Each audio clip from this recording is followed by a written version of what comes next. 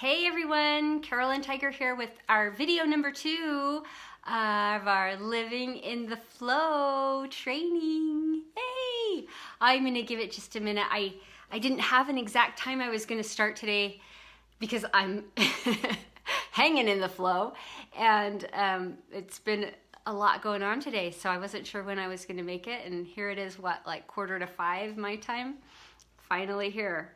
But let's go ahead and get started because I know you're going to want to hear this. So first of all, a little bit of recap from our last video. It was all about gratitude for what's going on, even though it might seem like the things that are happening to us are not what we wanted, and they are huge obstacles. They might be painful or super challenging, yet finding the good in what's going on and focusing on that and how that can change our attitude and get us more flowy. And then your homework was all about practicing the art of responding rather than reacting, and recognizing that so much of what we do is just habit. When we react, it's just our habit. That's just what we do. This is how I handle this. This is how I deal with it.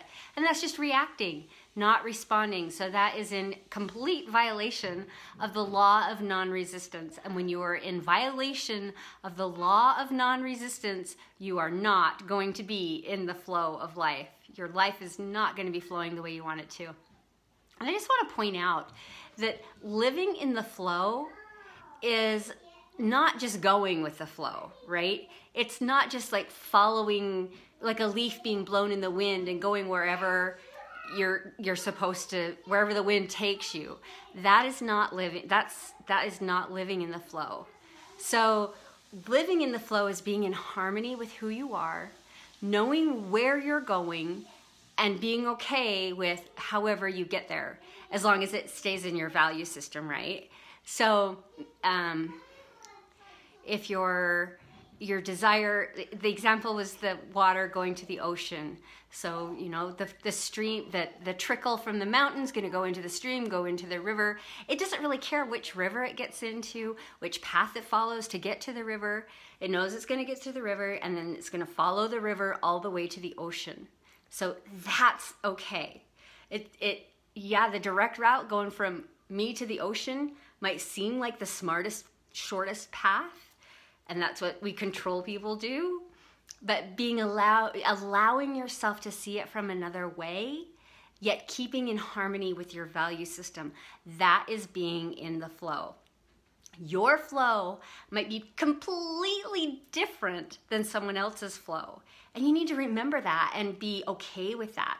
Be accepting that my flow might not be the same as your flow, but hey, I am flowy. All right, so today I'm going to share some things with you from one of my favorite books. If you've followed me at all, you've heard me talk about this book, and I'm 95% sure this is backward for you, but it's The Game of Life and How to Play It by Florence Scovel Shinn. And it's just a tiny little book. See how thin that is? And not very, can you see that? Not a whole lot of words on the page, but such a profound book. Oh, and I was gonna look this up. I think it was originally written in the early 1900s. Original copyright was 1925. So as I share things with you, think back 100 years ago what it was like, and that's what we're talking about, okay? That was her time frame. That's how she speaks. Her verbiage, her reference to things in the world were like 1925. So keep that in mind. And she's talking about the law of non-resistance from her point of view and how this can help you have a life of living in the flow. She shares an example, and I'm going to read these to you because I just think the way that she writes them are so fascinating. So, a metaphysician once gave me a wonderful recipe for taking every trick in the game of life. Don't you just love the way she speaks? It is the acme of non-resistance. He gave it in this way. At one time in my life, I baptized children, and of course, they had many names. Now, I no longer baptize children, but I baptize events. But I give every event the same name. If I have a failure, I baptize it success. In this we see the great law of transmutation founded on non-resistance. Through his spoken word, every failure was transmuted into success. My children opened the door, so I have a beautiful breeze blowing my hair. I'm living in the flow, right? The flow of the wind. Okay, so how many times do things go wrong? You have a failure, you have an upset, you have a bump in the road. And if you just mentally, emotionally think to yourself, you know what? I baptize this success. I'm going to stop fretting and worrying, and I'm going to baptize this success. It changes your whole energetic stance and gets you in a whole nother frame of mind. And it starts changing the outcome, right? Because you know where you want to go, and that's where you're headed. Mommy's doing her videos, bud. Hostel was outside. Okay, thank you. See, living in the flow. Don't you just love being a part of life? Okay, so pardon me, I lost my train of thought. So baptizing it success, recognizing that there's another way to go, getting yourself in a different energy so that you can get that end result. You know where you're headed. This is just a little bump, a little rock in the way, and you got to go around it, and it's okay. So baptize it as success. I'm still going to get to the ocean. I'm still going to get to where I want to be. I'm still going to get that job. I'm still going to have that great relationship. This is just a little thing for me to learn something from and move forward. My kids have this book called The Worry Warts, and it's one of my favorite books to read. And it's full of W's, lots of W words. And the weasel, the wombat, and I can't remember now. They're going out to discover the wide world, and they're going on a walk in the wide world, and they're just talking about the things they're going to take with them. And they're saying, oh, you know, I can't wait to go out for a walk in the wide, wide world. But then they start to worry. But what if we we encounter a fox or a big bad wolf, and we get carried away in a whirlwind and all of that. And so then one of the other little characters in the book says, oh, well, if it's going to be windy, I'm going to wear my weather goggles or whatever. And so that's where they just, oh, well, you're so wise. I can't believe you thought to wear your goggles. Oh, we're going to be just fine. And so they go through this whole thing of worrying and then seeing the good, baptizing it success. Oh, well, that's okay. You're so wise. We'll be fine. And they gather all these things they're going to take with them on their little trip to wander the world. And they do. They encounter the wolf, but they throw their liverwurst and sandwich and watermelon, and the wolf gets all happy, and they're all fine. Oh, that went so well. And they encounter a big mean owl, but they throw their Webster's Book of Words at him, and he's like, oh, that's just what I needed to finish my crossword puzzle. And they go on having their adventure.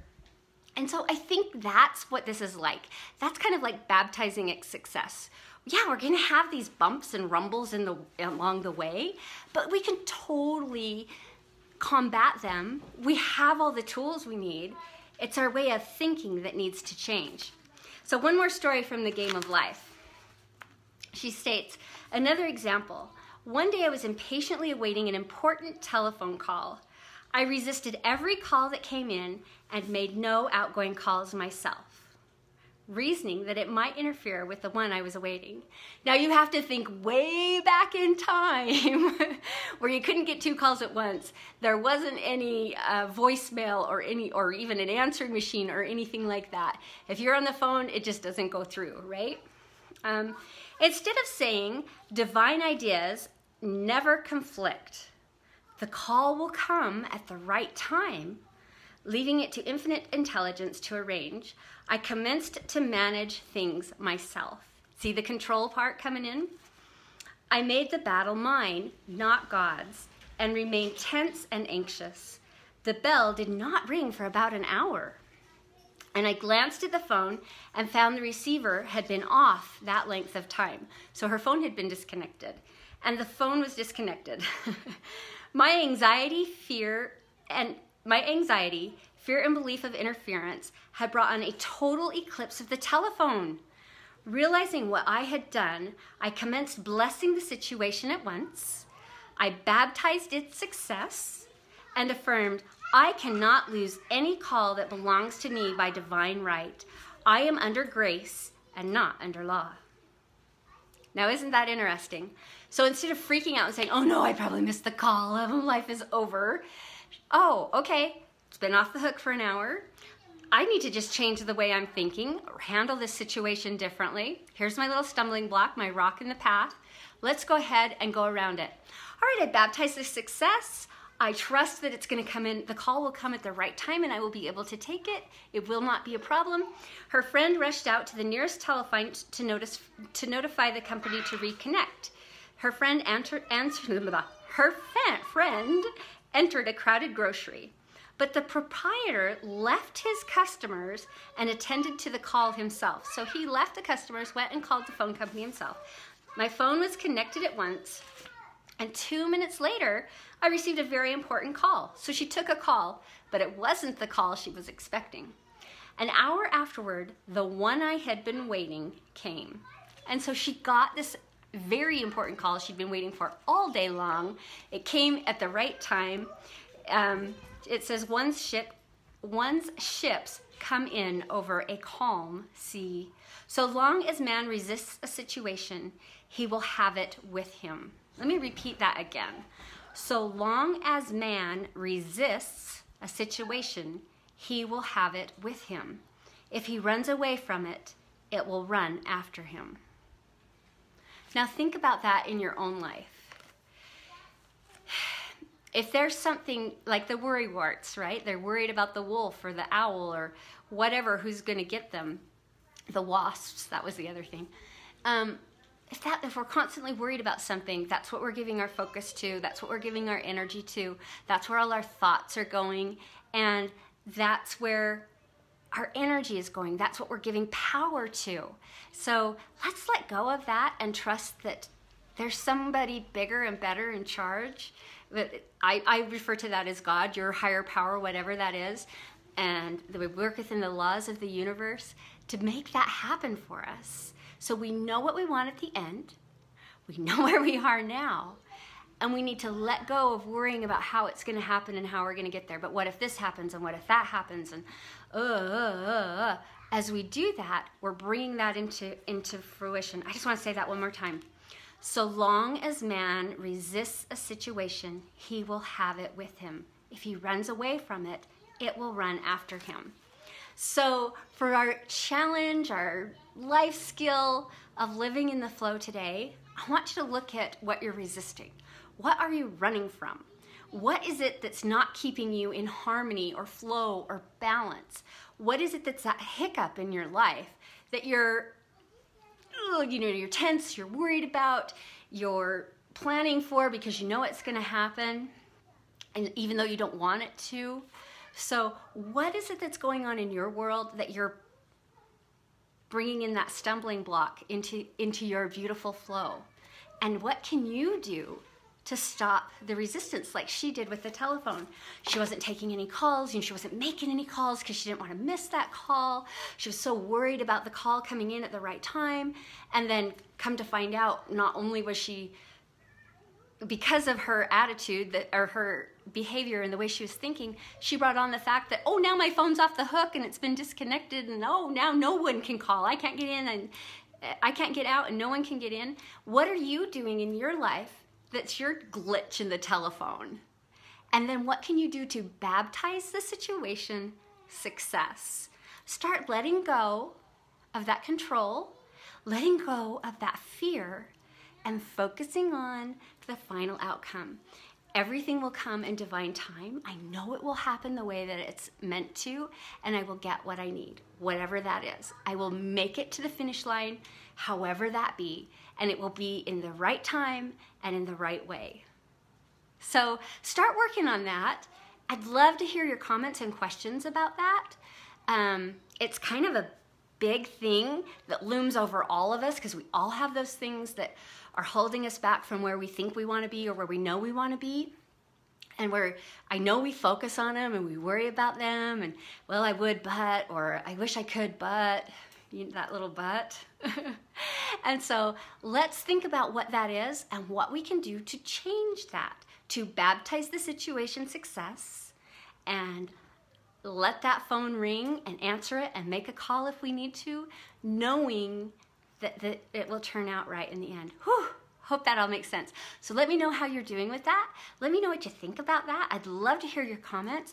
And keep in mind, I still have my really awesome new program that I'm starting really soon, and I have a couple more openings left. So if you're ready to become exponentially empowered to make massive changes in you and in your life skills and putting things into practice, then this is for you. So reach out to me and let's have a little chat and see if it's a great fit.